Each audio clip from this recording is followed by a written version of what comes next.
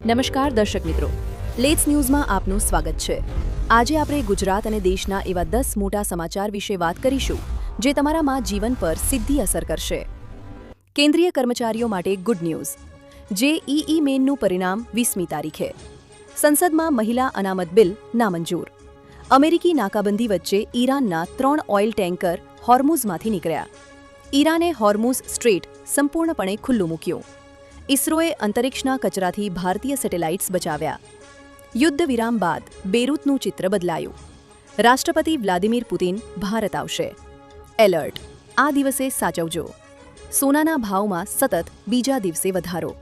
આ બધું જ જાણીએ તે પહેલા અમારી યુટ્યુબ ચેનલને સબસ્ક્રાઇબ કરી લેજો અને બેલ આઇકન ઓન કરી દેજો। કેન્દ્રીય કર્મચારીઓ માટે ગુડ ન્યૂઝ। 7મા પગાર પંચ હેઠળ કેન્દ્રીય કર્મચારીઓના મોંઘવારી ભથ્થા ડીએમાં 2 થી 4% વધારો થવાની સંભાવના છે। આ વધારો છેલ્લા 12 મહિનાના CPII-W આંકડાઓ પર આધારિત હશે। જો 4% વધારો થાય તો 18,000 થી 2.5 લાખ પગારવાળા કર્મચારીઓને નોંધપાત્ર લાભ મળશે। વર્તમાન વલણ અનુસાર ડીએ 60% અથવા તેનાથી વધુ થવાની શક્યતા છે। સરકાર આ વધારાને મર્યાદિત મર્યાદામાં રાખે તેવી પૂરેપૂરી સંભાવના છે। જેઈઈ મેનનું પરિણામ 20મી તારીખે। સત્તાવાર સૂત્રોના જણાવ્યા અનુસાર જેઈઈ મેન 2026 માટે અંતિમ આન્સર કી અને પરિણામો 20 એપ્રિલે જાહેર કરવામાં આવશે। તમે jeiimain.nta.nic.in પર તમારો અરજી નંબર અને જન્મ તારીખ દાખલ કરીને તમારા પરિણામો ચકાસી શકો છો। દેશભરમાં 1.1 મિલિયનથી વધુ ઉમેદવારોએ સત્ર 2ની પરીક્ષા આપી હતી, જે 2 એપ્રિલથી 8 એપ્રિલ દરમિયાન યોજાઈ હતી। એનઆઈટી અને આઈઆઈટીમાં પ્રવેશ માટે જેઈઈ પરીક્ષા 2 તબક્કામાં લેવામાં આવે છે। સંસદમાં મહિલા અનામત બિલ નામંજૂર। વિપક્ષના તીવ્ર વિરોધના કારણે લોકસભામાં મહિલા અનામત બિલ નામંજૂર થઈ ગયું છે। કેન્દ્રીય મંત્રી કિરણ રિજિજુએ વિરોધ જોતા બાકીના 2 બિલ પર પ્રસ્તાવ મૂકવાનું જ ટાળી દીધું। મોદી સરકારના 12 વર્ષના શાસનમાં આ પહેલીવાર છે જ્યારે સરકાર કોઈ મહત્વનું બિલ પાસ કરાવવામાં નિષ્ફળ રહી છે। વિપક્ષના સતત હોબાળા અને વોકઆઉટ વચ્ચે આ બિલ નામંજૂર થતા સંસદીય માહોલ ગરમાઈ ગયો છે। અમેરિકી નાકાબંધી વચ્ચે ઈરાનના 3 ઓઇલ ટેન્કર હોર્મુઝમાંથી નીકળ્યા। અમેરિકી નાકાબંધી વચ્ચે પણ ઈરાનના 3 oil tanker deep C, Sonia 1 અને ડાયોના હોર્મુઝ સ્ટ્રેટ પાર કરીને ખારીમાંથી બહાર નીકળી ગયા છે। આ ત્રણેય ટેન્કરમાં લગભગ 50 lakh barrel crude oil load છે। જહાજોએ આ મહિનાની શરૂઆતમાં ખાર્ગ આઇલેન્ડથી તેલ ભર્યું હતું અને બુધવારે હોર્મુઝ પાર કર્યો। અમેરિકાએ સોમવારે જ નાકાબંધી લાગુ કરી હતી। ઈરાને હોર્મુઝ સ્ટ્રેટ સંપૂર્ણપણે ખુલ્લું મૂક્યું। ઈરાને કહ્યું છે કે યુદ્ધ વિરામ દરમિયાન હોર્મુઝ સ્ટ્રેટ સંપૂર્ણપણે ખુલ્લું રહેશે અને તમામ વ્યાપારી જહાજોને સુરક્ષિત અવરજવરની મંજૂરી આપવામાં આવશે। વિદેશ મંત્રી સૈયદ અબ્બાસ અરાકચીએ જણાવ્યું કે જહાજો અગાઉથી નક્કી કરાયેલા સંકલિત રૂટ પર જ ચાલશે। આ દરમિયાન જહાજોની સુરક્ષા સુનિશ્ચિત કરવામાં આવશે જેથી દરિયાઈ વેપાર પર કોઈ અસર ન પડે। ઇસરોએ અંતરિક્ષના કચરાથી ભારતીય સેટેલાઇટ્સ બચાવ્યા। ઇસરોના 2025ના રિપોર્ટ મુજબ ભારતીય ઉપગ્રહો અંતરિક્ષમાં 18 વખત જોખમમાં આવ્યા હતા।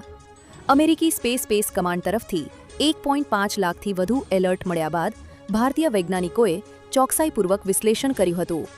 અથડામણ ટાળવા માટે ઇસરોએ 14 વખત LEO અને 4 વખત GEO ઉપગ્રહોના રસ્તા બદલવા પડ્યા હતા। આ આંકડા દર્શાવે છે કે પૃથ્વીની ભ્રમણકક્ષામાં હવે ટ્રાફિક અને મલબો ખતરનાક રીતે વધી રહ્યો છે। યુદ્ધ વિરામ બાદ બેરૂતનું ચિત્ર બદલાયું। અમેરિકાની મધ્યસ્થતાથી ઇઝરાયલ અને લેબનાનમાં થયેલા યુદ્ધ વિરામ બાદ બેરૂત સહિત ઘણા વિસ્તારોમાં શાંતિ જોવા મળી છે। બંને દેશ વચ્ચે હાલમાં 10 દિવસ માટે યુદ્ધ વિરામ ઘોષિત કરાયું છે। સીઝ ફાયર બાદ હજારો પ્રભાવિત લોકોએ રાહતનો શ્વાસ લીધો છે।